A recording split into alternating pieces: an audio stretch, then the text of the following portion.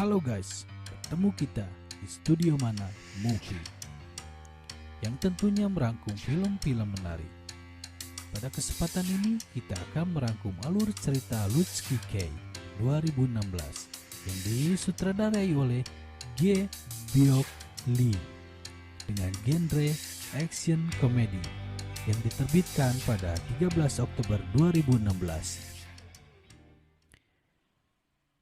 Film ini diawali dengan pria yang sedang menunggu seseorang di dalam mobil. Dengan keadaan hujan lebat, saat orang tersebut datang akan masuk ke mobil, ternyata pria itu membunuhnya.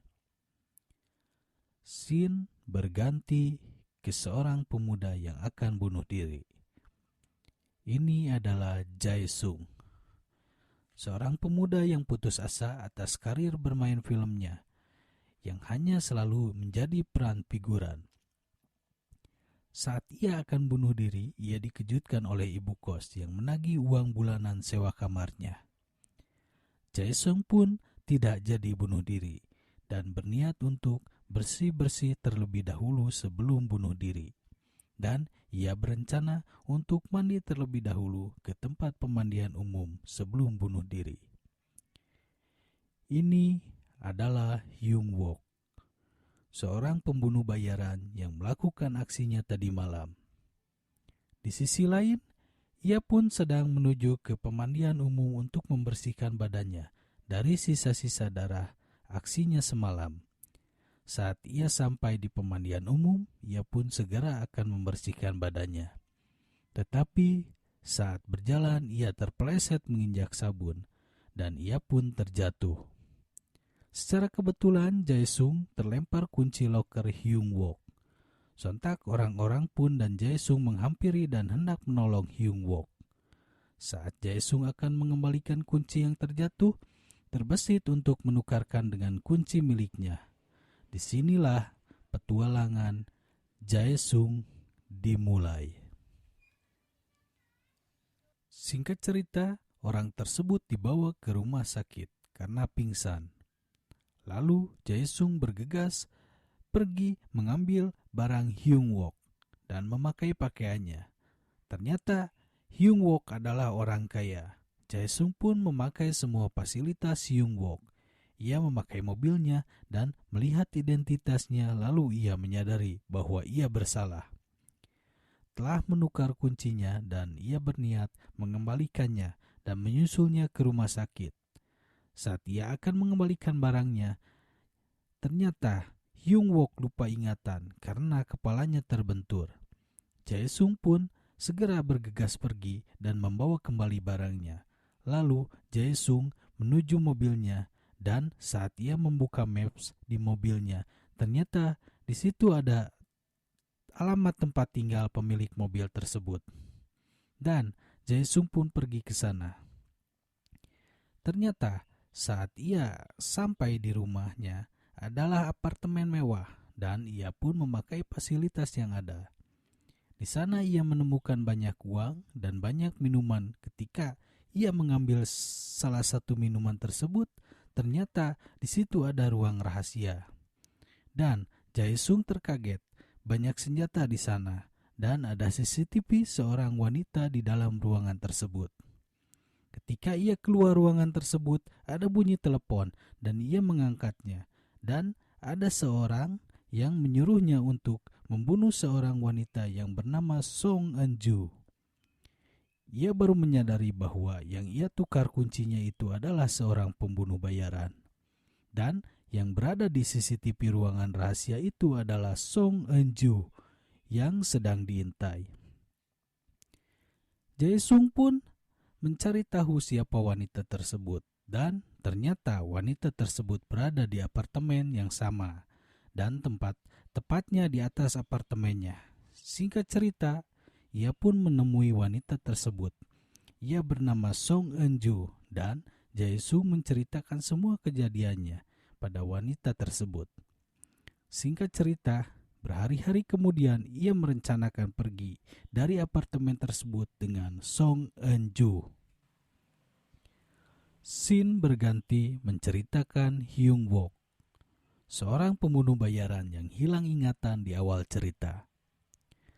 Setelah ia terjatuh, ia diantar oleh seorang wanita yang menolongnya saat pingsan di pemandian air panas. Wanita itu adalah Rina. Hyung Wook diantar pulang ke alamat yang ada di dompetnya, yang bernama Jae-sung. Ketika ia sampai di kosannya, ia masih kebingungan dan ia tidak memiliki uang sehingga minta pekerjaan pada Rina. Dan ia dibawa ke omanya untuk bekerja di restoran. Ternyata dengan keahlian Hyung Wook di sana, ia menjadi koki dan ia sangat pandai memainkan pisau dan membuat segala masakan diukir dengan pisaunya. Singkat cerita, ia pun dekat dengan Rina, sehingga pada suatu kesempatan ia berlibur ke suatu tempat bersama omanya Rina dan semua karyawan restoran. Hingga akhirnya mereka pun selesai liburan dan akan bergegas pulang. Saat perjalanan pulang, semua orang tertidur di dalam mobil dan hanya Rina yang terbangun karena sedang menyetir mobilnya. Saat itu Hyung Wook terbangun dan keadaan hujan lebat pada malam hari. Di sini Hyung Wook teringat saat kejadian awal pada malam hari ketika ia membunuh seseorang. Ingatannya mulai pulih. Saat itu ia sudah sampai rumah. Ia bergegas ke apartemennya. Dan betapa terkagetnya Hyung Wook melihat apartemennya berantakan dan ia memeriksa seluruh barangnya dan masuk ke ruangan rahasia melihat CCTV Song Eun-ju yang sedang diintai. Scene berganti ketika Jae-sung dan Song Eun-ju yang sedang makan malam. Dan di sana terdengar suara bel. Saat Jae-sung membuka pintunya, ternyata itu adalah Hyung Wook. Dan Jae-sung terkaget.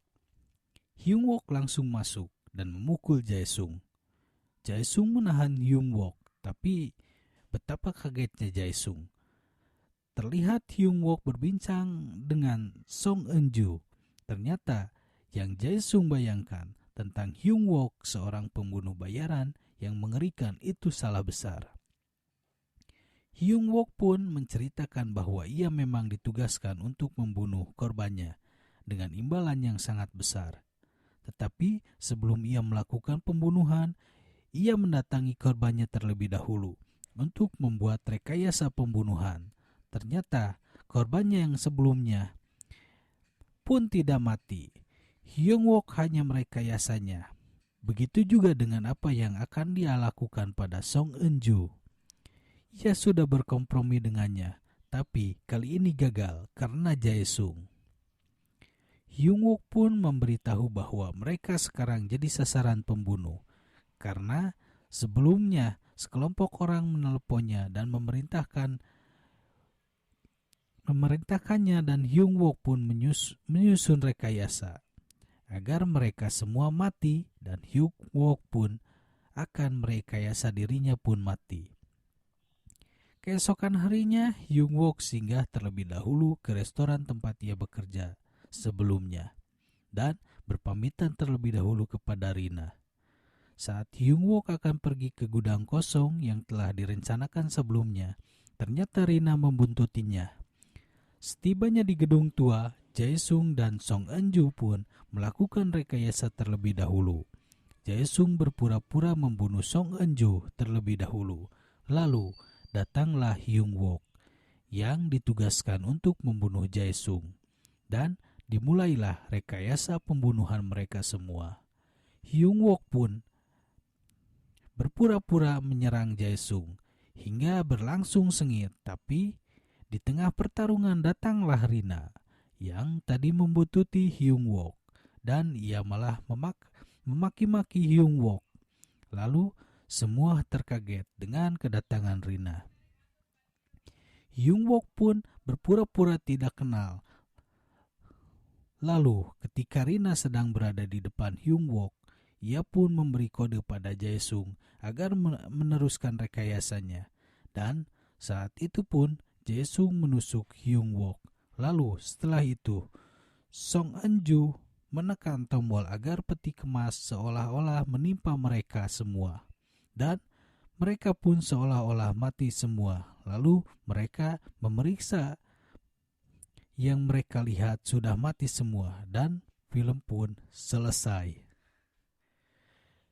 Di akhir cerita mereka pun hidup seperti biasanya dan mereka menjalani hubungan baik antara satu dengan yang lainnya. Oke guys, thank you for watching. Begitulah tadi ringkasan cerita Lucy Kay 2016.